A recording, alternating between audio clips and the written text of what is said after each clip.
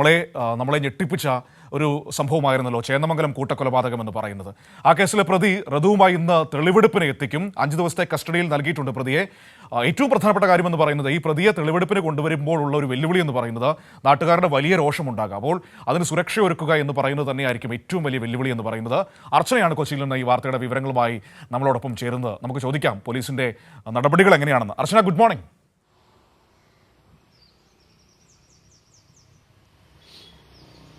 Good morning Manu. Archana, ഈ വാർത്ത വരുമ്പോൾ ആദ്യം ചോദിക്കേണ്ടത് ഈ തെളിവെടുപ്പിനപ്പുറത്തേക്ക് ഈ പരിക്കേറ്റ് ചികിത്സയിൽ കഴിയുന്ന ജിതിന്റെ ആരോഗ്യനില എങ്ങനെയുണ്ട്?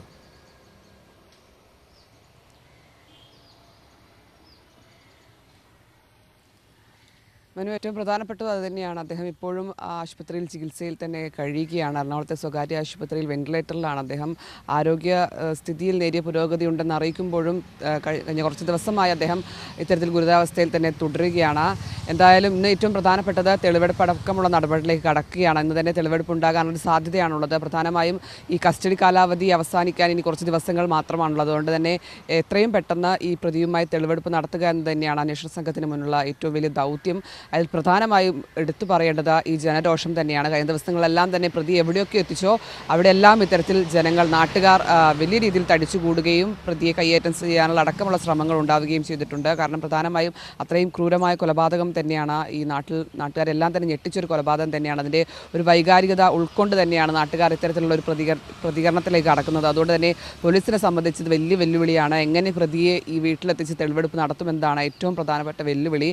അതിൽ കൂടുതൽ പോലീസുകാരെ വിന്യസിപ്പിച്ചായിരിക്കും ഇത്തരത്തിൽ തെളിവെടുപ്പ് നടത്തുക എന്ന് നേരത്തെ തന്നെ അന്വേഷണ സംഘം വ്യക്തമാക്കിയിട്ടുണ്ട്. അതിൻ്റെ അടിസ്ഥാനത്തിൽ പോലീസ് സംഘത്തിൻ്റെ സുരക്ഷയോട് കൂടിയായിരിക്കും പ്രതിയെ എത്തിച്ച വീട്ടിൽ തെളിവെടുപ്പ് നടത്തുക. മാത്രമല്ല, നാട്ടുകാർ വലിയ രീതിയിൽ ഇന്നലെ കഴിഞ്ഞ ദിവസങ്ങളെല്ലാം തന്നെ പ്രതിയുടെ വീട് ആക്രമിക്കുന്ന സാഹചര്യത്തിലേക്കെല്ലാം തന്നെ പോയിരുന്നു. അത്തരത്തിലുള്ളൊരു സാഹചര്യത്തിലേക്ക് നിലവിൽ നീങ്ങുന്നത് കൊണ്ട് തന്നെ കടുത്ത പ്രതിസന്ധി തന്നെയാണ് നിലവിലുള്ളത്. ആ പ്രതിസന്ധികൾക്കിടയിലും പ്രതിയെ പോലീസ് സ്റ്റേഷനിൽ പ്രതിയെ വീട്ടിലെത്തിച്ച് തെളിവെടുപ്പ് നടത്തുക എന്നതാണ് അന്വേഷണ സംഘത്തിന് മുന്നിലുള്ള ദൗത്യം.